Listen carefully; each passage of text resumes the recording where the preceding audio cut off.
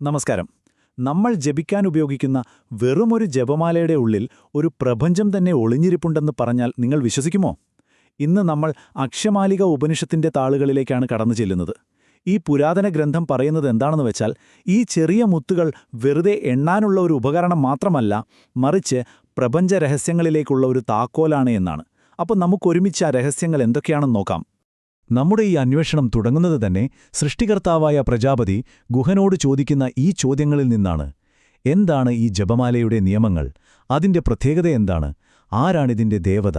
ഇതുകൊണ്ടുള്ള പ്രയോജനമെന്താണ്? കണ്ടില്ലേ, ഈ ചോദ്യങ്ങൾ വെറുമൊരു മാലയെക്കുറിച്ചല്ല, മറിച്ച് പ്രപഞ്ചത്തിന്റെ ഘടനയെയും അതിലെ ശക്തിയെയും കുറിച്ചുള്ളതാണ്. ഈ ചോദ്യങ്ങൾക്കുള്ള ഉത്തരങ്ങളാണ് നമ്മൾ ഇനി കണ്ടെത്താൻ പോകുന്നത്. ഗുഹന്റെ മറുപടി ആദ്യം നമ്മളെ കൊണ്ടുപോകുന്നത് ജപമാലയുടെ ഭൗതിക രൂപത്തിലേക്കാണ്. കാരണം അതിന്റെ ആത്മീയ രഹസ്യങ്ങൾ മനസ്സിലാക്കുന്നതിനു മുൻപ് ഈ വിശുദ്ധ ഉപകരണം എന്തുകൊണ്ടാണ്, എങ്ങനെയൊക്കെയാണ് നിർമ്മിച്ചിരിക്കുന്നത് എന്ന് നമ്മൾ അറിയണമല്ലോ.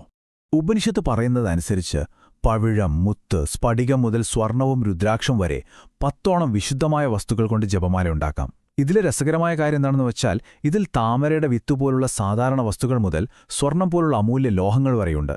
ഇത് സൂചിപ്പിക്കുന്നത് നമ്മൾ തിരഞ്ഞെടുക്കുന്ന ഓരോ വസ്തുവിനും അതിൻ്റേതായ ഒരു പ്രത്യേക ഊർജ്ജവും പ്രാധാന്യവുമുണ്ടെന്നാണ്.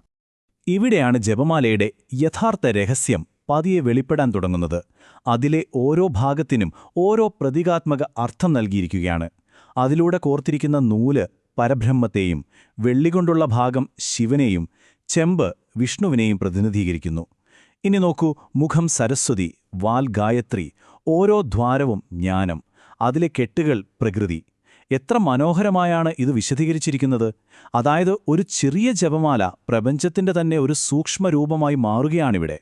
ഈ പ്രതീകാത്മികതയുടെ ആഴം ഇവിടെയും തീരുന്നില്ല. മുത്തുകളുടെ നിറങ്ങൾക്ക് പോലും അതിൻ്റേതായ അർത്ഥമുണ്ട്. വെളുപ്പ് നിറം ശുദ്ധിയെ, അതായത് സാത്വിക ഗുണത്തെ പ്രതിനിധീകരിക്കുന്നു. മഞ്ഞ നിറം കർമ്മത്തെയും, ചുവപ്പ് അഭിനിവേശത്തെയും, അതായത് രാജസിക ഗുണത്തെയും പ്രതിനിധീകരിക്കുന്നു. ചുരുക്കി പറഞ്ഞാൽ, ശബ്ദത്തിന്റെ പലതരം ഊർജ്ജങ്ങളെ നിറങ്ങളിലൂടെ നമുക്ക് കാണിച്ചു തരികയാണ് ജപമാല ചെയ്യുന്നത്. ഓക്കെ, അപ്പോൾ ജപമാലയുടെ ഘടനയൊക്കെ നമുക്കിപ്പോൾ മനസ്സിലായി. പക്ഷേ വെറുമൊരു വസ്തുവിനെ എങ്ങനെയാണ് ജീവനുള്ള, ശക്തിയുള്ള ഒരു ആത്മീയ ഉപകരണമാക്കി മാറ്റാൻ സാധിക്കുന്നത്? ആ ഒരു പരിവർത്തനത്തിന്റെ രഹസ്യമാണ് ശുദ്ധീകരണ കർമ്മം. അതിലേക്കാണ് നമ്മളിനി പോകുന്നത്. ഉപനിഷത്തിൽ പറയുന്ന ഈ ശുദ്ധീകരണ പ്രക്രിയ പ്രകൃതിയുമായി അത്രയേറെ ബന്ധപ്പെട്ട് കിടക്കുന്ന ഒന്നാണ്. 5 തരം പശുക്കളുടെ പാലിൽ കഴുകുന്നു, പിന്നെ പവിത്രമായ പഞ്ചഗവ്യം കൊണ്ട് ശുദ്ധീകരിക്കുന്നു, ദർഭപ്പുല്ലുപയോഗിച്ച് പുണ്യാഹം തളിക്കുന്നു. ഓരോ ഘട്ടത്തിലും ഉപയോഗിക്കുന്നത് പ്രകൃതിയുടെ ഏറ്റവും ശുദ്ധമായ ഘടകങ്ങളാണ്. അവസാനം 8 തരം സുഗന്ധദ്രവ്യങ്ങൾ പൂശി ഒരു പുഷ്പശയ്യയിൽ വയ്ക്കുന്നതോടെ ആ ജപമാല ദൈവീകമായ ഊർജ്ജത്തെ സ്വീകരിക്കാൻ തയ്യാറാവുകയാണ്. ഇത് വെറുമൊരു ശുദ്ധീകരണമല്ല, അതൊരു പുനർജന്മം തന്നെയാണ്. അങ്ങനെ ശുദ്ധീകരിക്കപ്പെട്ട ജപമാല ഇപ്പോൾ ഒരു പുതിയ ഊർജ്ജത്തെ സ്വീകരിക്കാൻ തയ്യാറായിക്കഴിഞ്ഞു. ഇനിയാണ് ഏറ്റവും നിർണായകമായ ഘട്ടം വരുന്നത്. അതായത് ഓരോ മുത്തും ഓരോ പ്രപഞ്ചമായി മാറുന്ന ആവാഹനം എന്ന പ്രക്രിയ. ഇവിടെയാണ് ജപമാല ഒരു ഭൗതിക വസ്തു എന്നതിലുപരി വിശുദ്ധമായ ശബ്ദത്തിന്റെ ജീവിക്കുന്ന ഒരു രൂപമായി മാറുന്നത്. സംസ്കൃതത്തിലെ ഓരോ അക്ഷരത്തിനും അതിൻ്റേതായൊരു ശക്തിയുണ്ടല്ലോ. ആ ശക്തിയെ ഓരോ മുത്തിലേക്കുമായി സമർപ്പിക്കുകയാണ് ചെയ്യുന്നത്. അതോടെ ഓരോ മുത്തും ഒരു പ്രത്യേക ദൈവിക ഊർജ്ജത്തിന്റെ കേന്ദ്രമായി മാറുന്നു. പ്രപഞ്ചത്തിലെ ഓരോ ശക്തിയും അതിലേക്ക് ആവാഹിക്കപ്പെടുകയാണ്. ഒരു ഉദാഹരണം നോക്കാം. ഓം ഗംഗാര, എല്ലാ തടസ്സങ്ങളെയും ഇല്ലാതാക്കുന്നവനെ 19ാമത്തെ മുത്തിൽ കുടികൊള്ളേണമേ എന്നു പ്രാർത്ഥിക്കുന്നു. ഇത് വെറുമൊരു പ്രാർത്ഥനയല്ല. ഗ എന്ന അക്ഷരത്തിന്റെ ശക്തിയെ, തടസ്സങ്ങൾ നീക്കാനുള്ള അതിന്റെ കഴിവിനെ ആ ഒരു പ്രത്യേക മുത്തിലേക്ക് കേന്ദ്രീകരിക്കുകയാണിവിടെ ചെയ്യുന്നത്. ഇനി വേറൊന്ന് നോക്കൂ. ഓം ടങ്കാര, ധനവും ധാന്യങ്ങളും നൽകുന്നവനെ, 32ാമത്തെ മുത്തിൽ കുടികൊള്ളേണമേ. ഇവിടെ ട എന്ന അക്ഷരശബ്ദത്തിലൂടെ സമൃദ്ധിയുടെയും ഐശ്വര്യത്തിന്റെയും ഊർജ്ജമാണ് ആ 32ാമത്തെ മുത്തിലേക്ക് ആവാഹിക്കുന്നത്.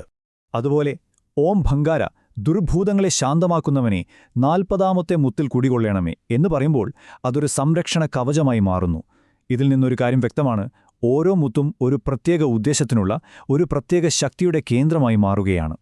പക്ഷെ ഈ ആവാഹനം വെറും അക്ഷരങ്ങളിൽ മാത്രം ഒതുങ്ങുന്നില്ല. പ്രപഞ്ചത്തിലെ സമസ്ത ശക്തികളെയും ആ ഒരു ജപമാലയിലേക്ക് ക്ഷണിക്കുകയാണ് ചെയ്യുന്നത്. ഭൂമിയിലെയും ആകാശത്തിലെയും ദേവന്മാർ, 7 കോടി മന്ത്രങ്ങൾ, 64 കലകൾ, ത്രിമൂർത്തികളായ ബ്രഹ്മാവും വിഷ്ണുവും ശിവനും. ചുരുക്കത്തിൽ ഈ പ്രപഞ്ചം മുഴുവൻ ആ ഒരു മാലയിലേക്ക് ചുരുങ്ങുകയാണ്. ഒന്ന് ആലോചിച്ചു നോക്കൂ, അത് കയ്യിലെടുക്കുമ്പോൾ നമ്മൾ സ്പർശിക്കുന്നത് പ്രപഞ്ചത്തെ തന്നെയാണ്. ശരി, ഇത്രയധികം പ്രപഞ്ചശക്തി മുഴുവൻ നിറച്ച ഈ ജപമാല കൊണ്ട് എന്താണ് പ്രയോജനം? നമ്മൾ ആദ്യം കേട്ട ആ പ്രജാപതിയുടെ ചോദ്യത്തിന്റെ അവസാന ഭാഗത്തേക്ക് വരാം. ഇതിന്റെ ആത്യന്തിക ലക്ഷ്യമെന്താണ്? ഇത് ഉപയോഗിക്കേണ്ട രീതി വളരെ ലളിതമാണ്, പക്ഷെ അതിലെ ആശയം വളരെ ആഴത്തിലുള്ളതാണ്. ജപമാലയെ ഈശ്വരന്റെ തന്നെ ഒരു രൂപമായി സങ്കൽപ്പിച്ച് അതിലെ 108 മുത്തുകളിലും സ്പർശിക്കുക. അപ്പോൾ അത് വെറുമൊരു എണ്ണലല്ല, മറിച്ച് ഈശ്വരനുമായുള്ള ഒരു സംവാദവും ഭക്തിനിർഭരമായൊരു ധ്യാനവുമായി മാറുന്നു. ഈ അറിവ് നേടുന്നതിന്റെ ഫലത്തെക്കുറിച്ചും ഉപനിഷത്ത് വ്യക്തമായി പറയുന്നുണ്ട്. രാവിലെ ഇതിനെക്കുറിച്ച് പഠിച്ചാൽ രാത്രിയിലെ പാപങ്ങളും, വൈകുന്നേരം പഠിച്ചാൽ പകൽ ചെയ്ത പാപങ്ങളും നശിക്കുമെന്ന്. ഇതിന്റെ അർത്ഥം വളരെ ലളിതമാണ്. ഈ ദൈവികമായ അറിവിൽ നമ്മുടെ മനസ്സുറപ്പിക്കുന്നത് തന്നെ ഒരുതരം നിരന്തരമായ ആത്മശുദ്ധീകരണമാണ്, അല്ലേ? ഒന്നാലോചിച്ചു നോക്കൂ. പവിത്രമായൊരു സങ്കല്പത്തിന് സാധാരണ മുത്തുകളെ ഒരു പ്രപഞ്ചമാക്കി മാറ്റാൻ കഴിയുമെങ്കിൽ നമ്മുടെയൊക്കെ ജീവിതത്തിലെ, നമ്മുടെ ചുറ്റുമുള്ള സാധാരണ വസ്തുക്കളിലെ ഇതുപോലൊരു വലിയ മാറ്റം കാത്തിരിക്കുന്ന എന്തൊക്കെയുണ്ടാകാം? ഈ പുരാതന ജ്ഞാനത്തെ നമ്മുടെ ഇന്നത്തെ ജീവിതവുമായി ബന്ധിപ്പിക്കാൻ ഈ ചോദ്യം നമ്മളെ സഹായിക്കും.